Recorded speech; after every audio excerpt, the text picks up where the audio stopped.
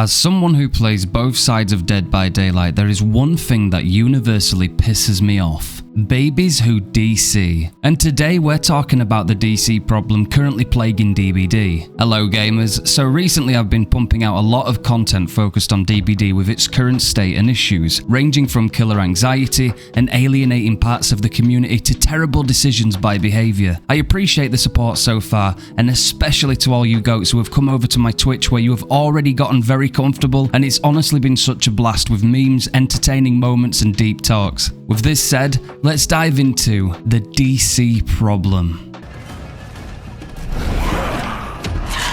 Good shit.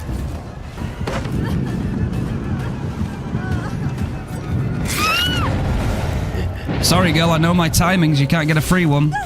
DC all you want, baby. Yo V, how's it going, sweetheart? You look great.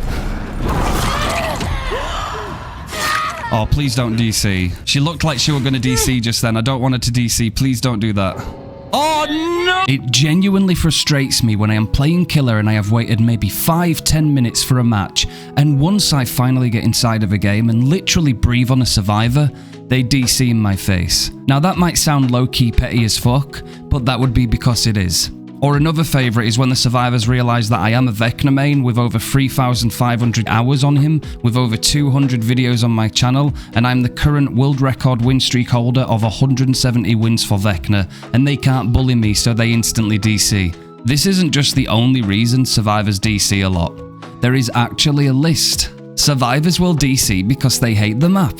They will also DC because they hate the killer. Survivors will DC if they brought the wrong build and get hooked first. They will DC if the killer brings a perk they don't like. They will DC because the killer showed some skill expression. They will DC if they lose their second chance perks. They will also DC if they get no value from their build. Okay, look, I know it's a lot, and it might seem crazy, but there are more reasons as well. But because I don't want this entire section of the video to be reinforcing the same point on reasons to DC, what I will say is just why this is honestly petty, and far worse than furtive chase needing nerfing. We'll get to that shortly. When a survivor DCs, they instantly give pressure to the killer. For whatever reason they choose to leave, from the reasons I already stated, it gives more power to their opposition, and sadly, hurts their own teammates as well. Someone like me who plays both sides, 60% killer, 40% survivor, it genuinely irks me to the core when I load into a game playing survivor and after the first minute someone has already decided to leave the game. Like, why the fuck are you loading DBD up? If this is how easy it is for you to throw the game into the killer's hands and to rob your team of genuine support, you should honestly rethink if DBD is for you. This to me is one of the most annoying things, and I genuinely think it is one of the more serious issues of the game right now. Just by survivors DCing, it will artificially inflate kills for killers. Meaning when Behaviour check their data, because they like that, they aren't even looking at genuine numbers. This is another reason why I don't even believe the kill rates on the Behaviour website. So much of this information is incorrect. DCing is a larger issue, and I have seen many cases of survivors playing badly, making mistakes, then in the endgame chat making it all to be the killer's fault, and then reporting them for tunneling and camping or whatever. When at the end of the day, good players will know killers do this to catch up against fast gen speeds, and any survivor who also plays killer will vouch for this. Oh wait, no, not survivors who are survivor mains and only dabble a little with killer, because you will be in low MMR lobbies when you play killer, because you are a survivor main. This means you wouldn't feel the pressure to even need to tunnel or slug.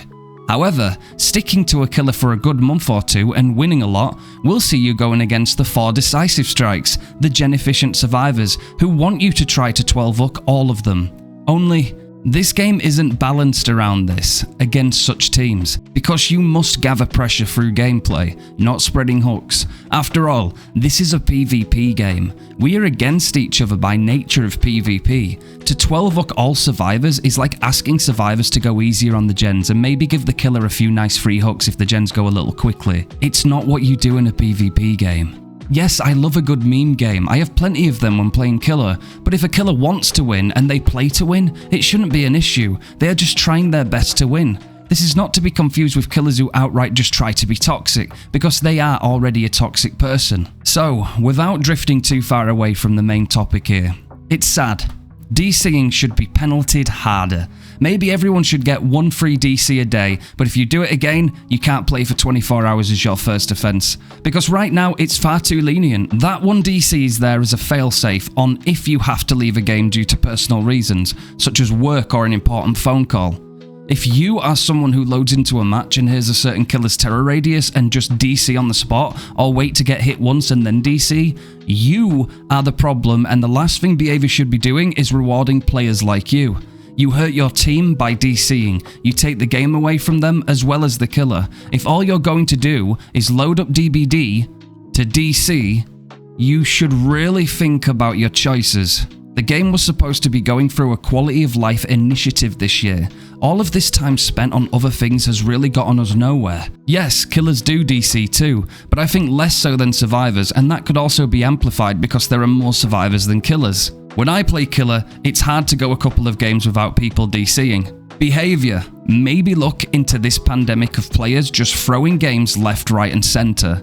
There is actually one more part of this video that I wanted to throw in as a bonus. Although not completely connected to DCing, it's still an issue. Slugging, tunneling and camping, the update that's proposed in the 9.3.0 PTB, which is being very poorly received. This is going to be a problem because Behaviour, ironically, are not acknowledging the already pre-existing perks that already help these situations. We understand that OTR, off the record, is not going to have the endurance status effect, but it seems like Decisive Strike and other such perks are not going to be touched. And I also find it kind of bizarre how, during the anti-tunnel update, we're not even going to look at anything like the gen speeds, such as the toolboxes and things like that, because they can go insanely fast. This is one of the #1 reasons killers will tunnel, and it's because they actually want to stand a chance at getting something done in the game before all the gens have sped away. Certain playstyles that the survivors utilize actually openly promote the things that they say they hate. So slugging, for example. There's been times before where I've picked a survivor up after getting them or 2-tapping them, and I'm carrying them over to the hook, and somebody will sabotage my hook. Now, if that survivor's on 60% wiggle, it makes no sense for me to continue holding them because they're just going to wriggle out and it just extends chase, and it's not the right play, it's not efficient. So what would the killer do? They would slug them on the ground and chase the person that sabotaged the hook. That is the wisest, most efficient thing you can do. And as somebody saboing those hooks, you should kind of know that that's what's going to happen if the killer decides to do it. So at the end of the day, you are promoting slugging through your own gameplay. So then it's bizarre when you get to the endgame screen and you're called a dirty slugger, when it's literally the best thing you could have done in that given situation. Behaviour really do have a lot of work to do, and I thought it was going to get touched upon all this year. Loads of bug fixes, loads of quality of life. They're talking about trying to do some high intense impact killer stuff. They want to like fix a load of killer bugs. By the way, how's that going, Behaviour? Exactly, we'll come back to that another day on a different video, I'm sure.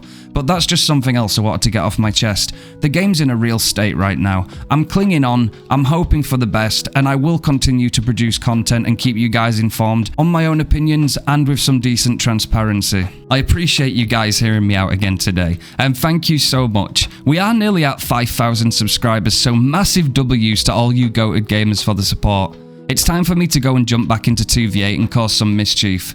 See you next time, legends.